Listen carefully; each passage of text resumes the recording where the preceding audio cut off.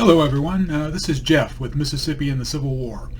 Welcome back for the new episode, Guns of the Vicksburg Campaign.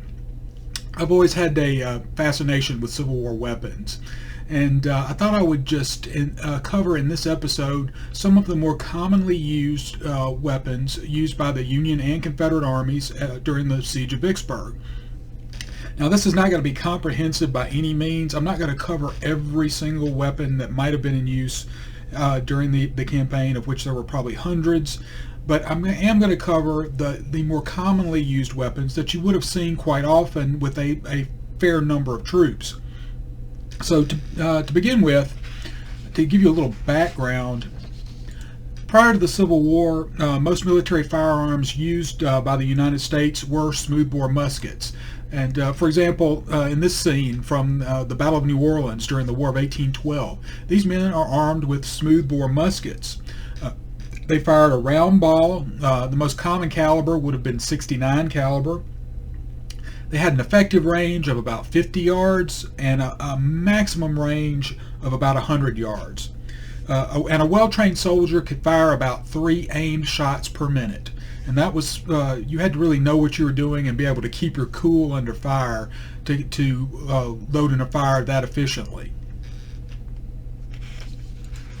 And prior to the Civil War, a lot of different models of smoothbore musket were used. By the time the Civil War broke out, the most commonly used model that was still in service was the U.S. model 1842 musket. This was the last smoothbore musket produced by the United States. It was widely used by both sides during the Civil War, particularly in the first 2 years of the war.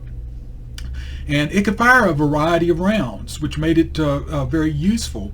And you see here the different types of rounds that this gun could fire. It could fire just a .69 caliber round ball.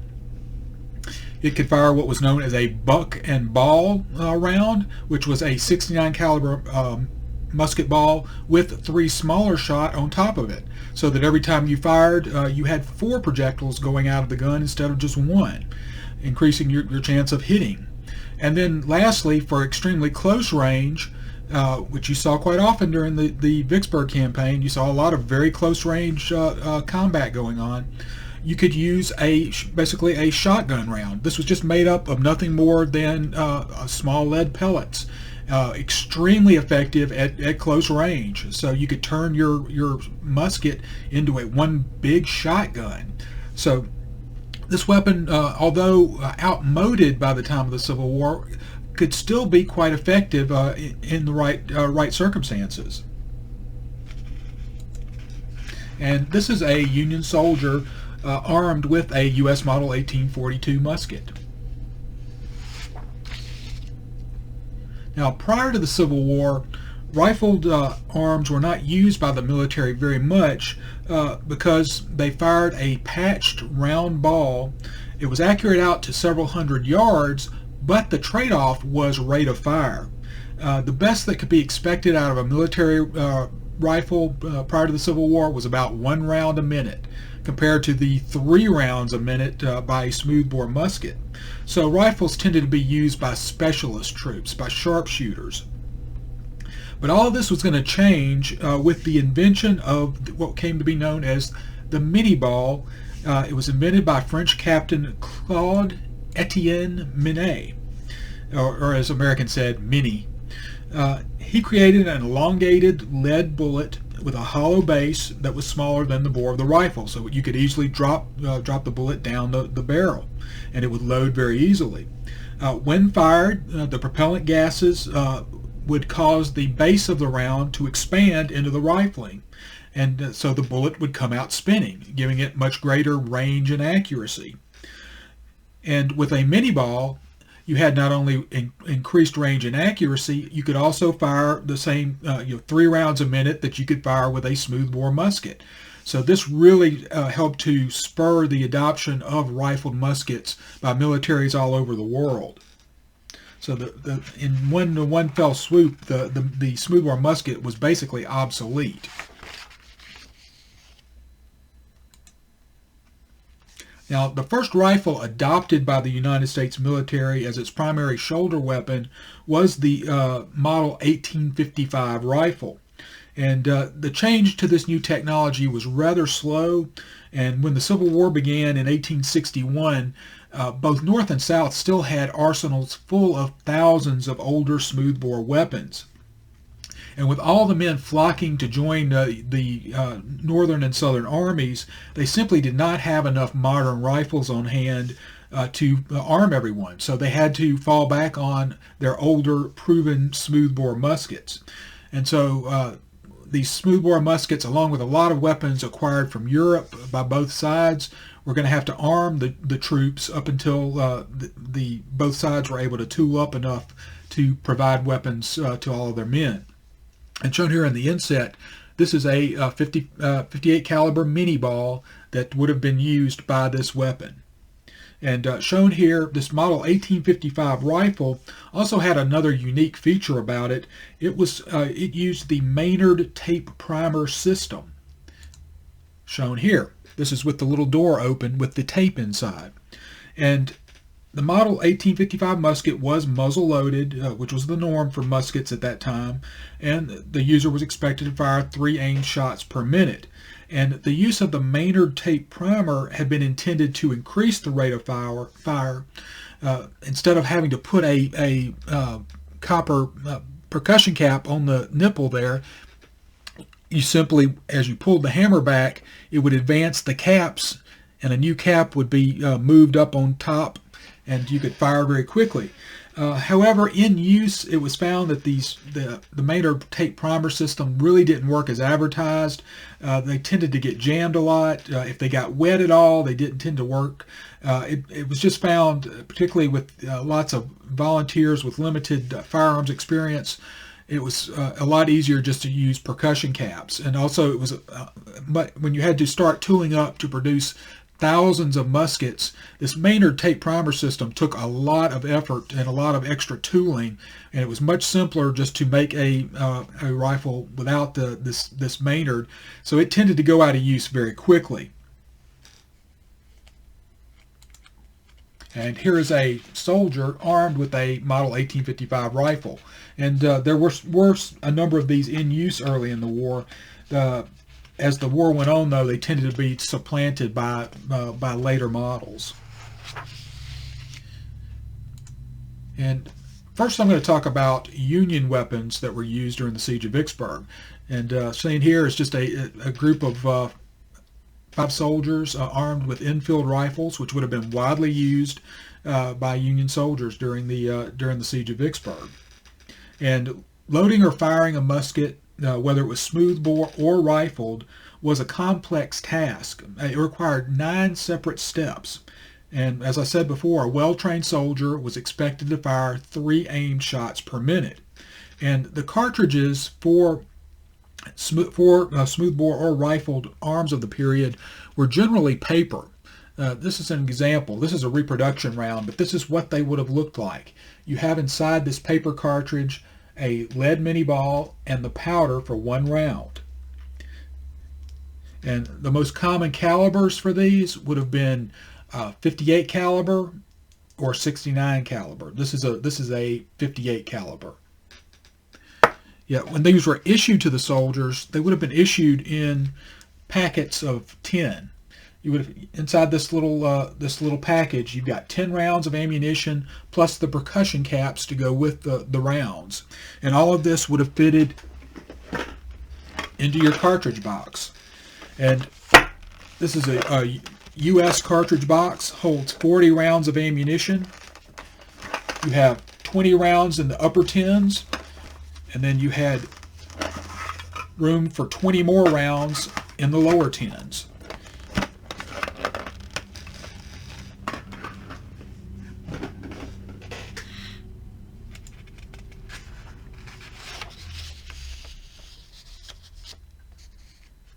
And most soldiers by the time of the Siege of Vicksburg were using fairly modern weapons. Most had rifled guns, although the Confederates did have a lot of backup smoothbore weapons in the trenches for when the Federals charged their works.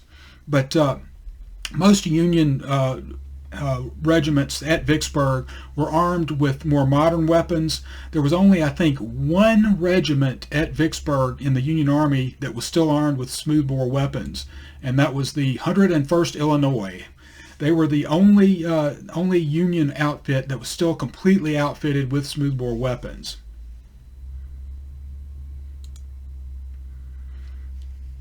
And one of the more common weapons in use by the Union forces at Vicksburg was the U.S. model 1861 rifled musket.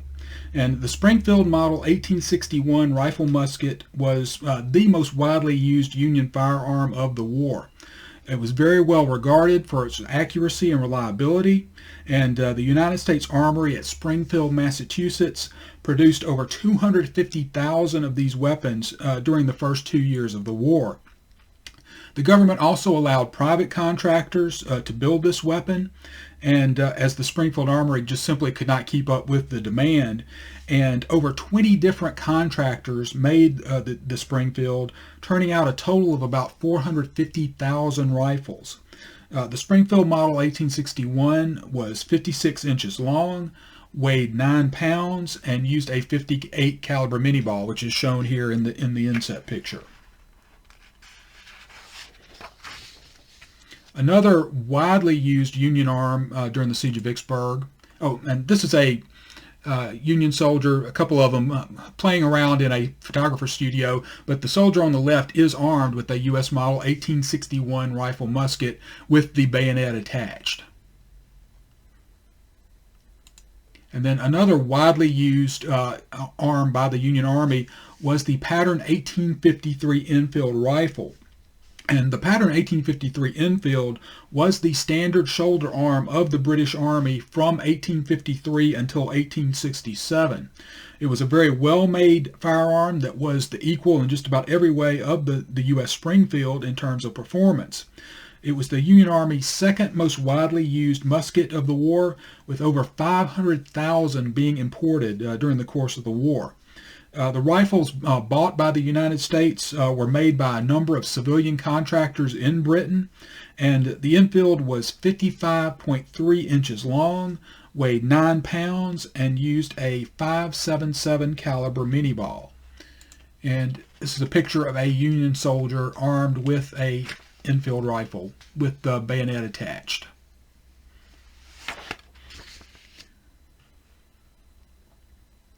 And one of the more common cavalry weapons that you would have seen in use during the Siege of Vicksburg was the Sharps carbine. The Sharps was one of the most popular weapons used by the Union cavalry during the Civil War. It was a breech-loading weapon. It was not loaded from the muzzle. It was loaded from the breech. When you pulled down on this lever, it dropped the breech down so that you could load another round in. And it had a very high rate of fire. A Sharps could fire 10 aimed shots per minute, in comparison with a rifle muzzle-loading weapon that could fire 3 aimed shots per minute. Now, the trade-off was going to be range. The carbine's barrel was not nearly as long as a musket's, so it had a much shorter effective range. The Sharps was about 39 inches long, weighed 7 pounds, and used a .52 caliber bullet. And this is a Union trooper armed with a Sharps carbine and also having his saber brandished for the picture. And one of the most common revolvers used by the Union forces at the Siege of Vicksburg would have been the U.S. model 1851 Colt Navy. This was a 6-shot single-action revolver, which meant that you had to manually pull back the hammer with your finger before you could fire each round. And so the Colt Navy was one of the most widely used handguns of the war, issued primarily to cavalry, although they were also used extensively by Union officers as well. These weapons were 13 inches long, weighed 2 pounds 10 ounces, and used a .36 caliber conical or round ball. You could use either one. The one shown in the inset here is a conical round for the Navy. You could also use a round ball.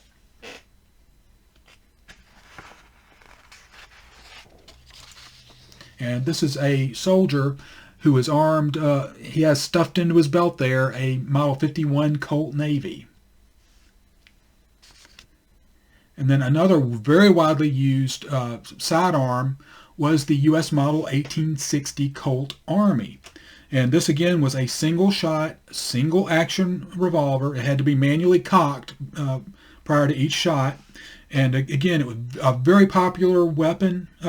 They were widely used by the Union cavalry during the war. Their heavy firepower was very welcome during close range engagements, and it was a very formidable weapon. Like the Colt Navy, officers also often used these weapons for their personal sidearms.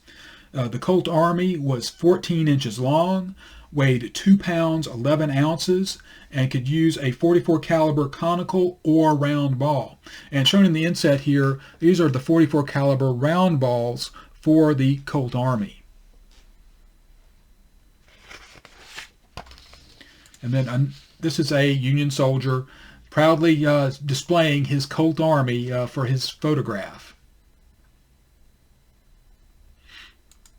And then another widely used pistol was the U.S. Model 1861 Remington Army.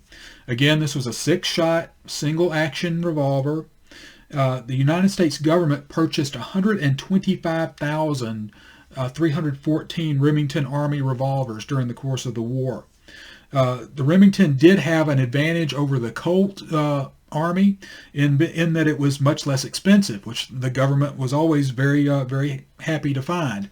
The Remington was 13.75 inches long, weighed 2 pounds 14 ounces, and used a .44 caliber conical or round ball. And shown here in the inset is a .44 caliber conical ball for the Remington Army. And this is a Union officer proudly displaying his Remington Army. And now we're going to talk about some of the Confederate weapons used during the siege of Vicksburg. And the rebel soldiers who fought in the Vicksburg campaign were armed with a variety of weapons of Confederate, European, and United States manufacture. Whereas the Union infantry at Vicksburg almost exclusively carried rifles, their southern counterparts also had a large number of smoothbore muskets on hand in addition to their rifles. Many of these smoothbore muskets were kept stacked in the trenches so that during a charge on their works during the siege, they would have increased firepower. They could immediately take a weapon, fire, put it aside, grab another, fire, and just you could get off 4 or 5 shots very quickly to try and blunt an initial charge. And when the Vicksburg garrison surrendered on July 4th, 1863, a huge amount of ordnance fell into Union hands, including 50,000 firearms and 600,000 rounds of ammunition for those firearms. One reporter for the Chicago Tribune viewed this vast captured stockpile after the siege, and he wrote, "The number of muskets and rifles taken will far exceed the number of prisoners. Each man in the trenches kept 2, 3, or 4 double-loaded for use in case of assault. The men used ordinary English rifles. The extra guns were mostly Springfield and Harper's Ferry muskets." And then probably the most commonly used firearm by the Confederates is for their primary weapon. Again, we've seen it before. This is the pattern 1853 Enfield rifle. The Confederates brought in thousands of these weapons through the Union blockade. They were smuggled in by blockade runners, and they were very well liked by the troops that were issued them. The 3rd Louisiana Infantry that fought at Vicksburg was issued Enfield rifles, and William Tunnard, a sergeant in the 3rd, wrote, quote, that they began a brisk fire in their eagerness to test their quality, because they were issued these weapons during the siege, and so they wanted to very quickly try them out on the enemy. And the Union soldiers that started receiving fire from these rifles noticed the improved accuracy and, quote, wished to know where the devil the men procured these guns, and were by no means choice in their language, which they used against England and English manufacturers. And shown here on the bottom, this is the lead bullet that the Enfield used, and this is a complete cartridge containing the lead mini ball and the powder for one round. But the Enfield was 55.3 inches long, weighed 9 pounds, and again used a .577 caliber mini ball. Another commonly, this is a Confederate soldier armed with an Enfield rifle. And another commonly used weapon during the siege of Vicksburg was the U.S. model 1841 rifle. This rifle had been given a nickname during the Mexican War. It became known as the Mississippi rifle because the 1st Mississippi Regiment, led by none other than Vicksburg's own Jefferson Davis, was armed with this weapon during the Mexican War, and they used it to very good effect at the battles of Buena Vista and Monterey. They were originally designed in .54 caliber, but many were modified during the Civil War to .58 caliber. And originally they were not designed to take a bayonet, but during the Civil War, a lot of them were modified so that they could take a saber bayonet. The Mississippi rifle was 48 inches long, weighed 9 pounds, and used either a .54, this is a .54 caliber round shown here, or a .58 caliber mini ball, depending on whether it had been modified. And this is a Confederate soldier, probably a Mississippian, armed with a Mississippi rifle. And we know this is probably a Mississippian because the victory or death sign was exclusively used by one unknown photographer up in Corinth, Mississippi. And you'll see a lot of different Confederates that had their pictures taken up at Corinth with that same sign in the photograph. And again, the Confederates had a lot of leftover smoothbore muskets, particularly a lot of the Model 42 smoothbores, and they kept them stacked up in the trenches, so they would have a lot of extra firepower for when the Federals made an assault on the works. And shown here is a 69 caliber round ball that would have been used by the 42 musket. And of course it could also, as we said before, use a buck and ball round or even a shotgun round. So they're very versatile, and they got a lot of use out of their old smoothbores during the siege of Vicksburg. And again, the Model 42 was 57 inches long, weighed 9 pounds, and used a 69 caliber round ball, a 69 caliber buck and ball round, or a shotgun round. And again, here's a Confederate armed with a Model 1842 smoothbore musket. And then one of the most popular cavalry weapons used by the Confederate cavalry was the Maynard Carbine, a breech-loading single-shot rifle. And unlike most Southern carbines that used a paper or a linen cartridge, the Maynard did use a metallic cartridge. There was a small hole in the base of the cartridge that allowed the fire from a percussion cap to enter it and set off the round. The Maynard was a very rugged weapon, and it was known for its reliability and ease of use in combat.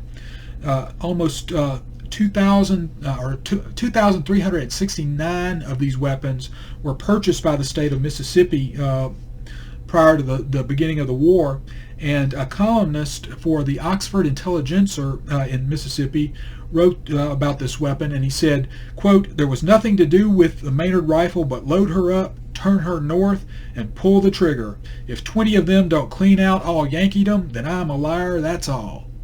And the Maynard was 36 inches long, weighed 6 pounds, and used a .50 caliber metallic cartridge.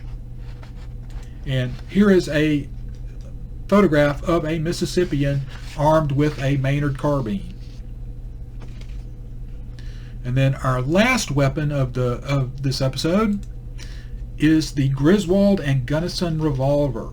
Confederate cavalrymen loved Colts and Remingtons when they could get them, but they were produced in the North, and the Confederates tried making the best copies of them that they could.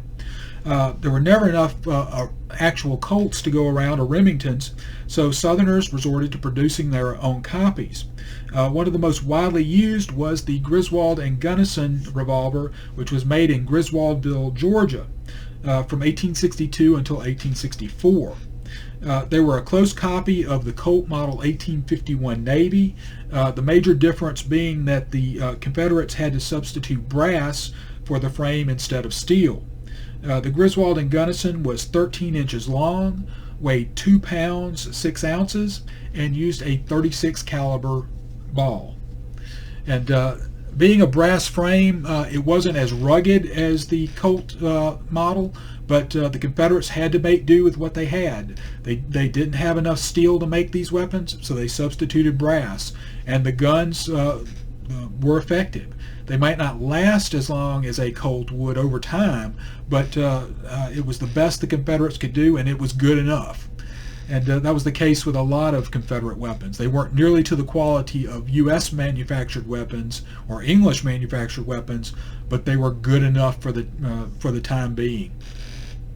And this closes out my episode on weapons of the Vicksburg campaign. I hope you enjoyed it.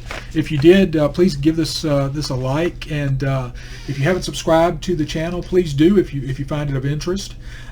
If you have any questions or comments, please feel free to leave them. I'd love to hear from you, and I'll hopefully be back very shortly with a new episode. And I'd just like to close by saying I hope you all have a very happy holidays and a Merry Christmas.